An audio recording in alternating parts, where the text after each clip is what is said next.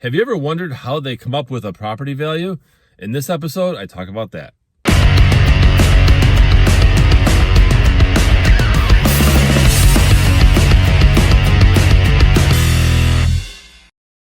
Welcome everyone to this episode of the Ask Jason Gelios show. I'm Jason Gelios, Michigan Realtor. Really appreciate you guys tuning in to this episode.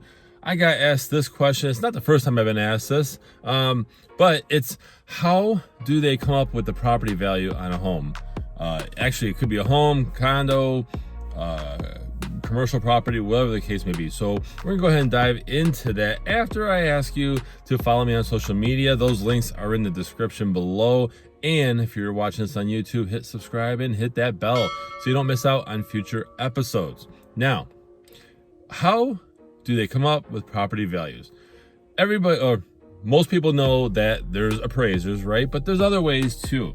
And so I want to share with you something that's called an AVM, and that's an automated valuation model. And this is somewhat common with lenders, mainly if someone's doing a refinance on their home, and let's say they have a sufficient, or actually a good amount of equity. I shouldn't say sufficient, but if you have a good amount of equity, the lender will typically, and this is case by case, but I've seen it where they will waive the appraisal requirement, but they will run that AVM, and that's that automated system that gives them an idea of, okay, roughly the house is worth X amount. And it's a vague number, which in my opinion, all appraisal values are vague, which we'll get into that in a minute.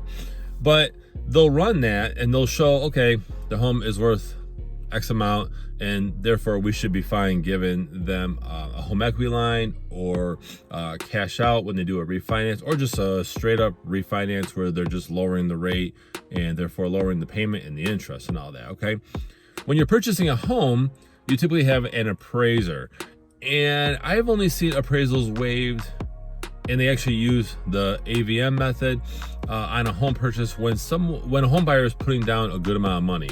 I had one not too long ago where the home buyer was putting, it was almost 50% down on a home. And therefore the lender said, what's the point of having an appraiser go out? We'll just run our system, that AVM I was mentioning, and that will give us a rough idea, because the risk is so low and that number could change anyway. It could go up, could go a little bit lower, okay? But that's one method, okay? But ultimately, the data goes off of similar homes around the home that you're trying to get your value. So if you're trying to get your value on house A, okay, you're gonna have an appraiser, you're gonna have the system run numbers around the neighborhood, similar homes, and it's going to give you an idea. Now, I know earlier it said, okay, I said that home values are vague. And yeah, that's true, because you can have a home appraised by, let's say, 3 different appraisers, right? 3 different appraisers come out, and all 3 numbers are going to be different. There's no exact home value. It could change. You can have a home appraised by one appraiser on Monday and have another appraiser, or maybe even the same appraiser, come out 5 days later, okay, and it could be a little bit different. Maybe another home sold between Monday and Friday, and therefore that's another number. It brought it up or brought it down. So appraisals are like a moving target. They're a snapshot in time. I had a lender share that with me. They said, you know what, it's a snapshot in time, what they feel the home is worth at that particular time on that particular day, okay? So always know that.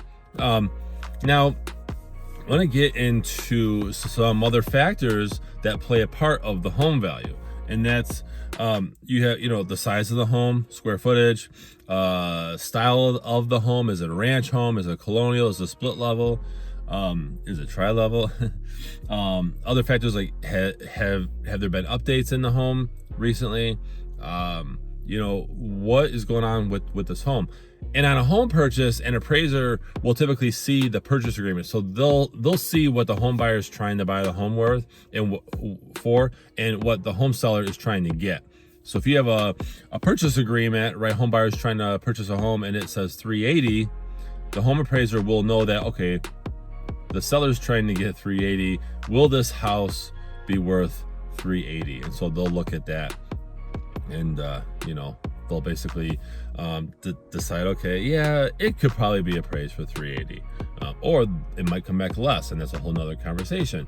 So in a nutshell, that's how property values are actually calculated.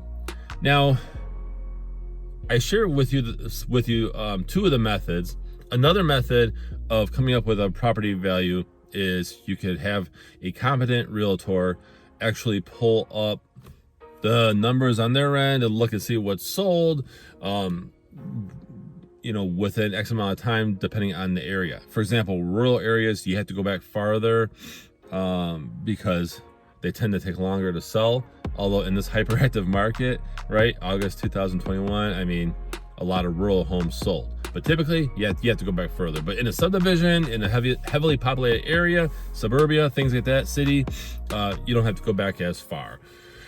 So you can look at the numbers, have a realtor provide you with a comparative market analysis. For me personally, I like to do formal market analysis, where I kind of dig in.